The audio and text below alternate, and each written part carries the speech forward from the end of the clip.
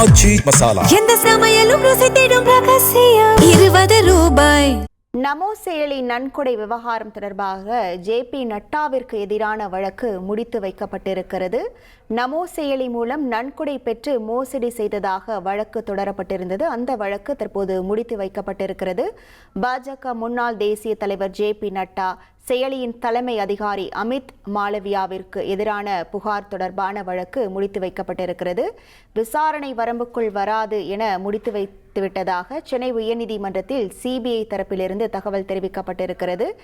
சிபிஐயின் இந்த வாதத்தை ஏற்று நீதிபதி இந்த உத்தரவை பிறப்பித்திருக்கிறார். விவரங்களோடு இணைகிறார் நமது செய்தியாளர் சுரேஷ். வணக்கம் சுரேஷ், இது தொடர்பான விவரங்கள். வணக்கம். அதாவது சென்னை ராயபுரத்தை சேர்ந்த அரவிந்தாக்ஷன் இந்த வழக்கை தாக்கல் செஞ்சிருக்காரு. அவர் தன்னுடைய மனுவில் 2021 டிசம்பர் இறுதியில நமோ ஆப் மூலமாக மத்திய அரசு திட்டங்களுக்கு சிறிய அளவிலான நன்கொடைகள் அளிக்கக்கூடிய திட்டம் அறிவிக்கப்பட்டு நன்கொடைகளை வழங்குமாறு பிரதமர் நரேந்திர மோடி மற்றும் பாஜக தலைவராக இருந்த அப்போதைய தலைவர் ஜே.பி. நட்டா ஆகியோர் பொதுமக்களிடம் வேண்டுகோள் விடுத்ததனால தானும் ஒரு 300 ரூபாய் நன்கொடை செலுத்தியதாக குறிப்பிட்டிருக்கிறார். இப்படி பெறப்படக்கூடிய நன்கொடையை மத்திய அரசின் திட்டங்களான ஸ்வச் பாரத், பேட்டி பச்சாவ் பேட்டி படாவ் உள்ளிட்ட பல்வேறு திட்டங்களுக்கு பங்களிப்பு வழங்கும் வகையில் வடிவமைக்கப்பட்டதாக சொல்லப்பட்ட நிலையில அந்த பங்களிப்பு தொகைகள் குறித்த எந்த ஒரு கணக்கையும் மத்திய அரசு வெளிப்படையாக அறிவிக்கல. இதன் மூலமா மோசடி நடந்திருக்கு என்ற ஒரு குற்றச்சாட்டு மனுவில் முன் வச்சிருக்காரு.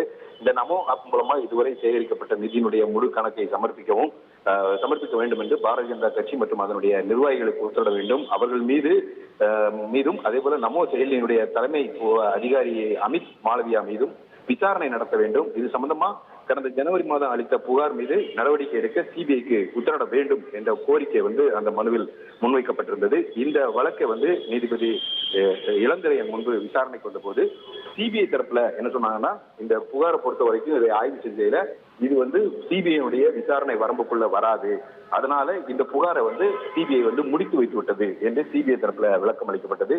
இந்த விளக்கத்தை பதிவு செய்து கொண்ட நீதிபதி இந்த வழக்கையும் முடித்து வைத்து உத்தரவிட்டிருக்கிறார். விவரங்களுக்கு நன்றி சுரேஷ்.